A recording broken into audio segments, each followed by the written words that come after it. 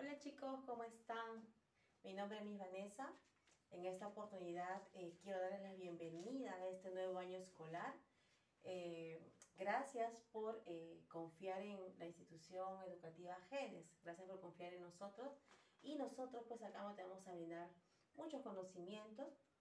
Vamos a terminar este año pues vas a aprender mucho y espero que al final tengas pues excelentes resultados que se van a ver reflejados pues en tus notas excelentes también. Bien, como te comenté, mi nombre es Miss Vanessa, a cargo del curso de biología. Esta clase es para los chicos del segundo año de secundaria. Vamos a hablar en esta primera semana número 1 del primer trimestre, el tema citología. Este tema se va a dividir en 3 semanas. ¿Por qué? Para pues estudiarlo mejor, ¿no? Hoy vamos a empezar con lo que es un poco de la historia de esta ciencia, de la célula y su clasificación. La próxima semana pues veremos lo que es la membrana, las organelas, ¿no? Y luego terminaremos con lo que es el núcleo. Bien chicos, entonces vamos a empezar con este tema muy interesante que es la citología. ¿Sí? Citología, primera parte. Vamos a empezar definiendo lo que es la citología. Citología proviene pues de dos vocablos griegos, ¿no? Que significa cito, célula, logos o logía, estudio o tratado. ¿Sí? Entonces, quiere decir que la citología pues será la ciencia que se encargará de estudiar a la célula, ¿no? ¿Qué va a estudiar? Va a estudiar su estructura, va a estudiar su funcionamiento, va a estudiar su metabolismo. Entonces, citología es la ciencia que se encargará del estudio de la célula. ¿Y qué es célula? ¿Qué significa célula? Célula es la unidad más pequeña de todo ser vivo. Solo de los seres vivos, ¿sí? Los seres vivos estamos conformados por células, la unidad más pequeña. La agrupación de células formarán los tejidos. La agrupación de tejidos, órganos. La agrupación de órganos, sistemas. Y la agrupación de sistemas, pues formará a un individuo. Entonces, hoy vamos a ver esa unidad tan pequeñita que es la célula, ¿no? Para empezar, vamos a definirla. Célula es la unidad más pequeña de todo ser vivo, pero es la unidad anatómica. Vamos a colocar acá. Unidad anatómica. ¿Sí? Porque tiene pues forma, ¿no? Unidad morfológica. Unidad morfológica porque va a formar estructuras. Unidad fisiológica. Unidad fisiológica porque la célula cumple diferentes funciones. Y por último, es la unidad genética, porque la célula será capaz pues, de transmitir la información genética, ¿no? A las siguientes generaciones. Esta es la definición actual de la célula. ¿Ya? La definición actual es que la célula es la unidad anatómica, morfológica, funcional, genética, evolutiva hasta patológica de todo ser vivo. ¿Sí? Solamente los seres vivos estamos conformados por células. Muy bien. Ahora sí, veamos cómo aparece la célula. ¿Quién la descubre? ¿Quién es el primero en observar la célula? Pues bien, aquí tenemos a Robert Hooke, naturalista. Robert Hooke fue el primero en observar una célula. ¿Ya? Primero en observar una célula. Muy bien, ¿qué observa él? ¿Qué utiliza? ¿Qué elemento utiliza para describir una célula?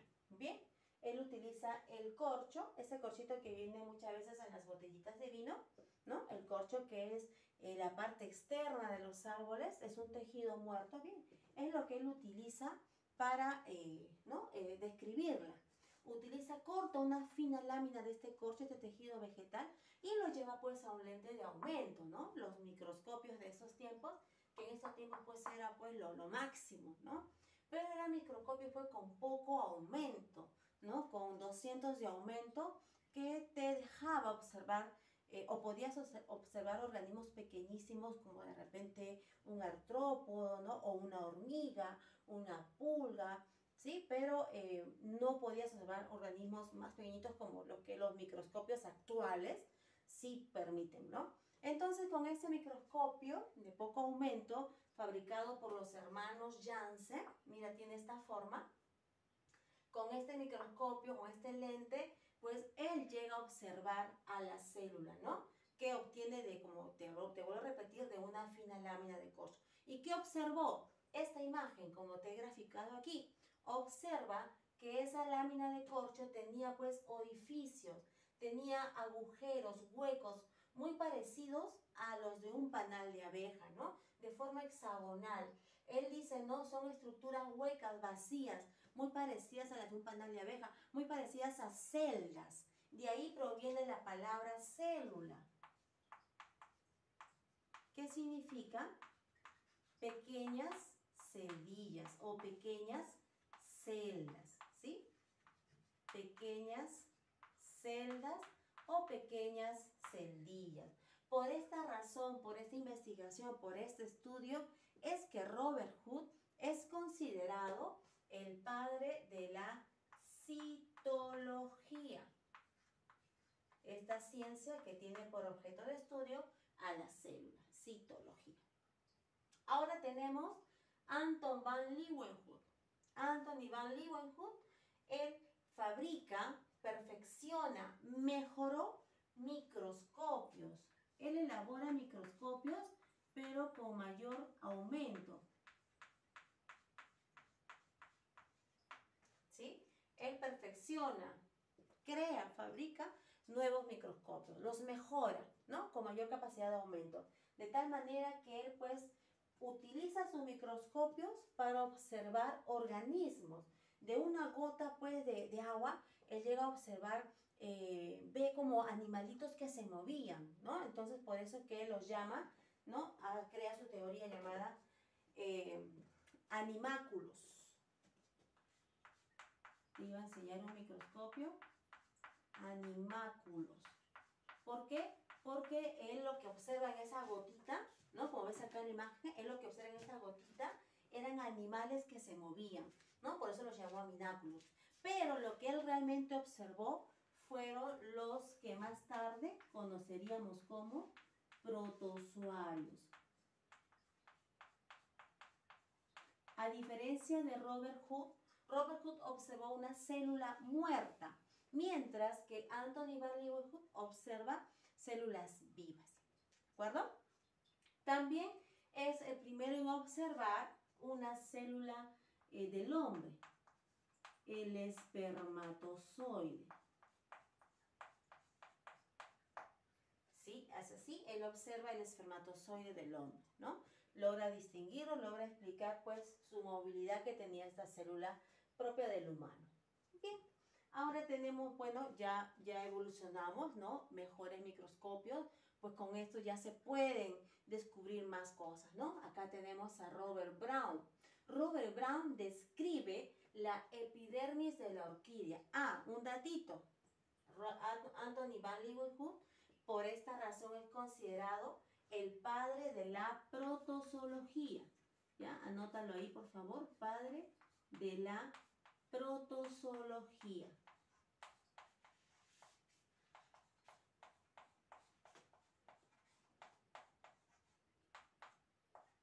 Padre de la protozoología. Robert Hooke, padre de la citología. Anthony van Leeuwenhoek, padre de la protozoología.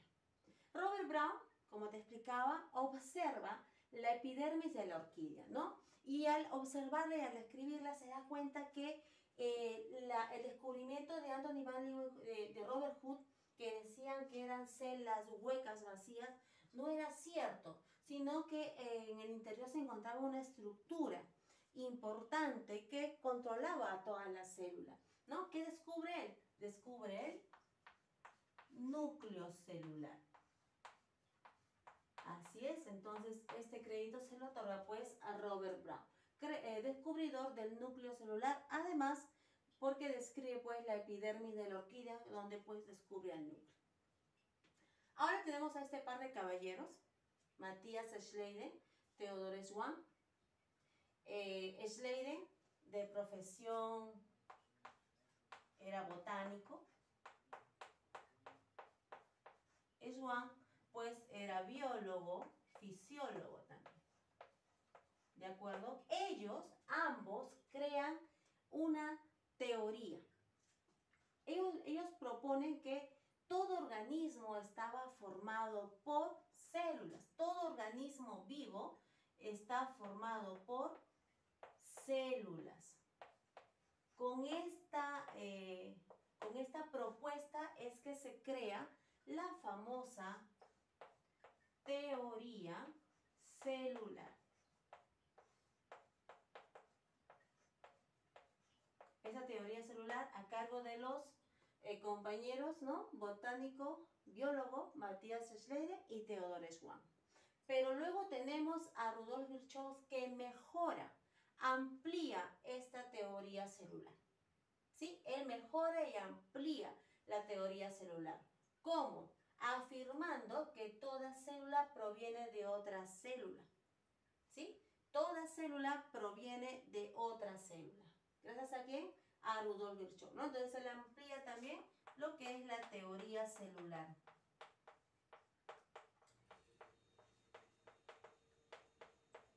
Toda célula proviene de otra célula, ¿no? Omnicélula es célula, ¿de acuerdo? ¿Cuál es la clasificación ahora de la célula? Muy bien, la célula se puede clasificar de diferentes formas.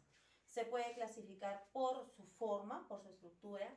Podemos clasificarla por su tamaño en macroscópicas y microscópicas. Podemos clasificarlos por el tiempo de vida. Células que viven días, como las células de la piel. Células que viven meses, ¿no? Como los glóbulos rojos. Y células pues, que viven toda la vida, como las neuronas, ¿no? Que son las mismas desde que nacemos hasta que fallecemos, ¿no? Muy bien, pero vamos a clasificar en esta oportunidad a la célula según su evolución, ¿sí? Según la evolución de la célula pueden ser dos, las procariotas y las eucariotas. Las procariotas son antiguas y las eucariotas pues serán las modernas, ¿no? Serán las modernas.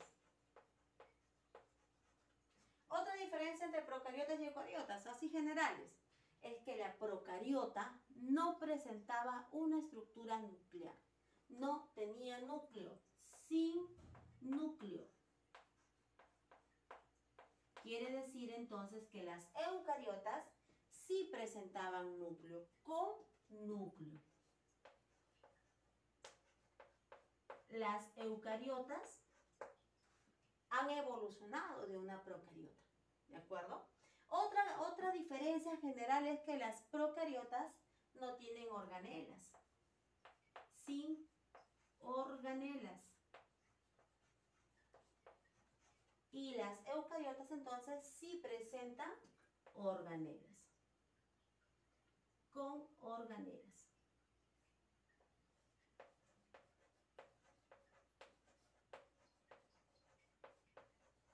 Con organelas. Bien, veamos un poquito lo que es las procariotas.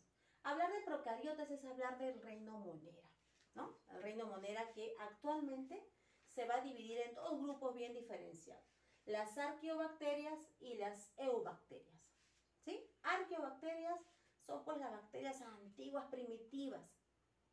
Estas se van a clasificar en tres grupos.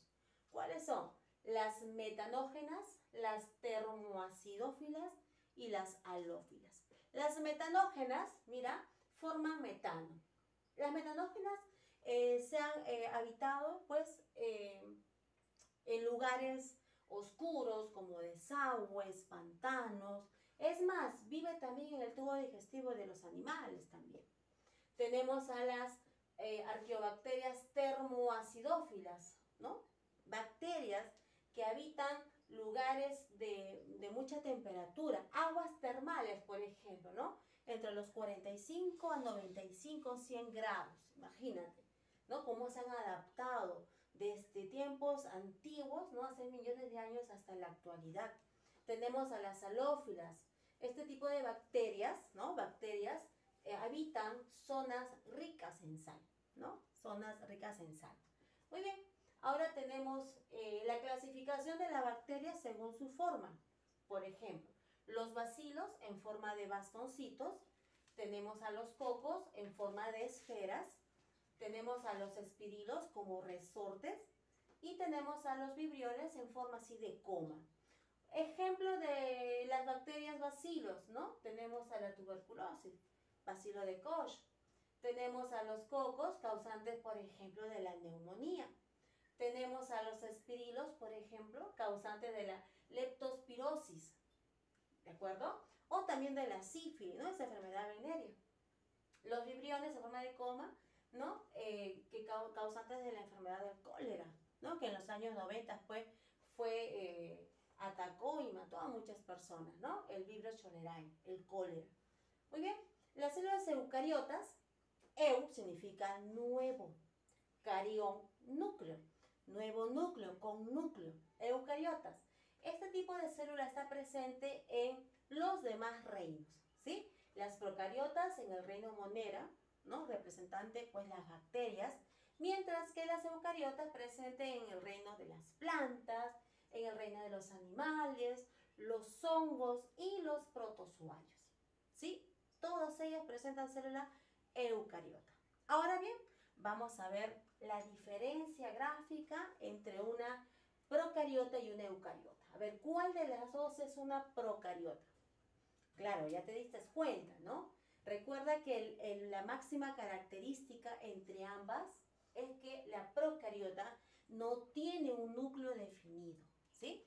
Entonces, esta que está aquí, a mi lado izquierdo, es una célula procariota.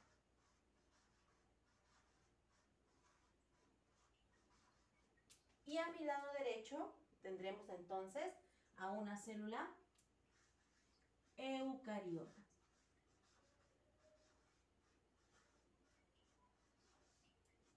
Muy bien. Veamos algunas características de la estructura de esta célula, ¿sí? Por ejemplo, la célula eucariota presenta una membrana, ¿sí? En la parte exterior que protege todo el contenido de la célula. Está en contacto directo, pues, con el citoplasma, ¿no? Tiene un citoesqueleto, pues, como una redecita en el interior que, pues, le da la forma a la célula. Presenta un núcleo. En este núcleo vamos a encontrar a los ácidos nucleicos ADN y ARN, ¿sí? Dentro de un núcleo. Además que en su interior encontramos al nucleolo. Presenta organelas. Recuerda que la procariota no presentaba organelas. Mira, la procariota no tiene organelas, ¿sí? En común, ambas presentan citoplasma y un único organoide común. Pregunta de examen.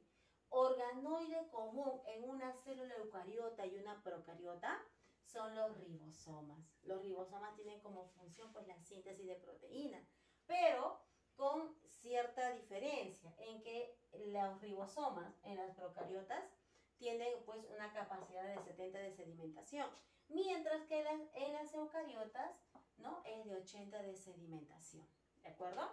Ahora veamos a la procariota.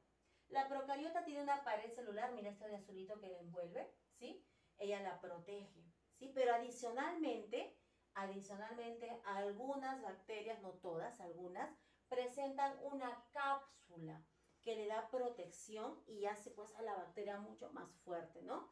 Una cápsula constituida, pues, por proteínas.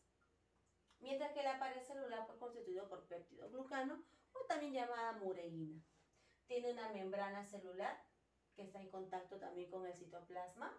Presenta un mesosoma que se encargará, pues, de la división de la célula más adelante, ¿no? Tiene un nucleoide donde encontramos a un ADN desnudo. Un ADN desnudo, ¿no? Un ADN sin histonas, ¿de acuerdo? ¿No? Y en común, pues, el citoplasma y los ribosomas. Recuerda, único organoide en común entre una célula procariota y una célula eucariota, los ribosomas, ¿de acuerdo? Recuerda que la diferencia principal entre ambas es que la presencia del núcleo es en las células eucariotas y en las procariotas no hay núcleo. Esta estructura que se encarga del control total de la célula. Bien, chicos, entonces con esto hemos finalizado. Recuerda que tienes una tareita, vas a resolver la página 135, las preguntas del 1 al 10. ¿De acuerdo?